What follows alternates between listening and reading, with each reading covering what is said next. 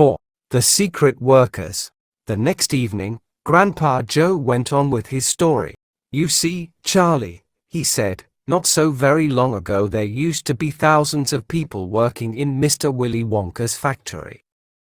Then one day, all of a sudden, Mr. Wonka had to ask every single one of them to leave, to go home, never to come back."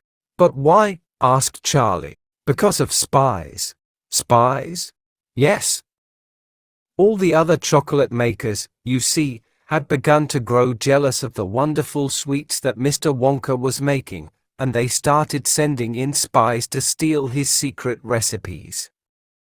The spies took jobs in the Wonka factory, pretending that they were ordinary workers, and while they were there, each one of them found out exactly how a certain special thing was made." "And did they go back to their own factories and tell?" asked Charlie. "They must have," answered Grandpa Joe, "because soon after that, Fickelgruber's factory started making an ice cream that would never melt, even in the hottest Sunday. Then Mr. Prodno's factory came out with a chewing gum that never lost its flavor however much you chewed it.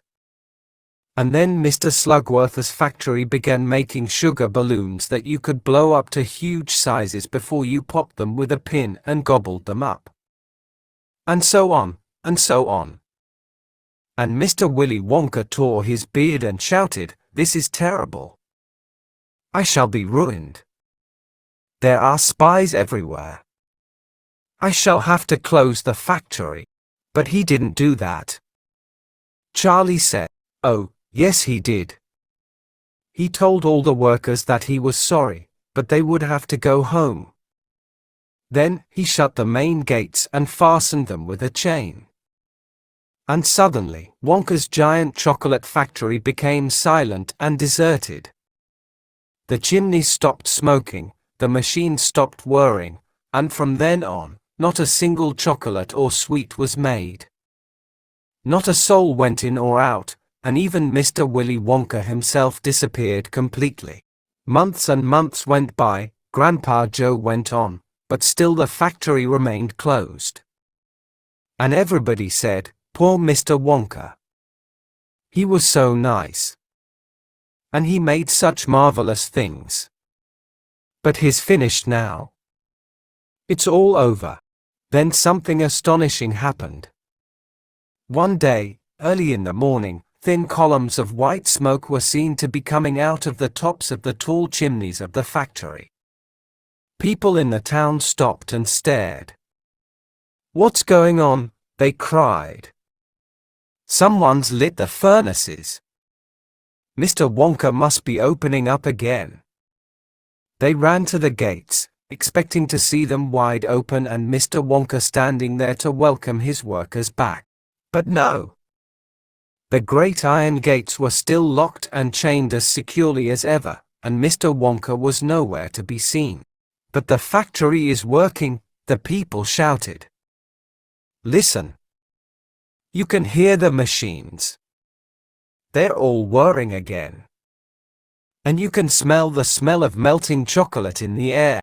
Grandpa Joe leaned forward and laid a long bony finger on Charlie's knee, and he said softly, but most mysterious of all, 'Charlie, were the shadows in the windows of the factory?'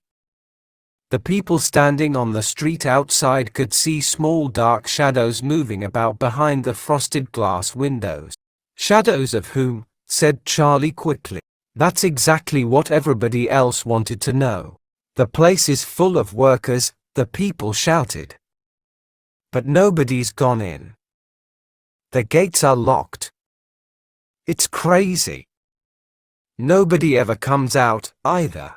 But there was no question at all, said Grandpa Joe, that the factory was running. And it's gone on running ever since, for these last 10 years. What's more, the chocolates and sweets it's been turning out have become more fantastic and delicious all the time.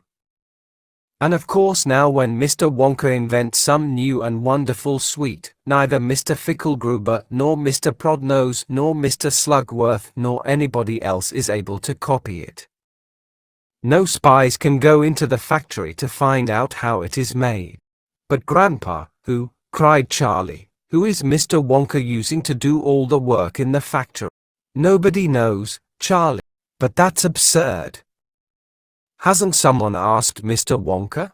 Nobody sees him anymore. He never comes out.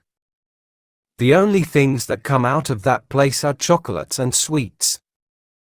They come out through a special trapdoor in the wall, all packed and addressed, and they are picked up every day by post office trucks.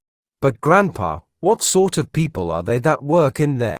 My dear boy, said Grandpa Joe, that is one of the great mysteries of the chocolate-making world. We know only one thing about them. They are very small. The faint shadows that sometimes appear behind the windows, especially late at night when the lights are on, are those of tiny people no taller than my knee. There aren't any such people, Charlie said. Just then, Mr. Bucket, Charlie's father, came into the room. He was home from the toothpaste factory, and he was waving an evening newspaper rather excitedly. Have you heard the news? He cried. He held up the paper so that they could see the huge headline. The headline said, Wonka Factory to be opened at last to lucky few.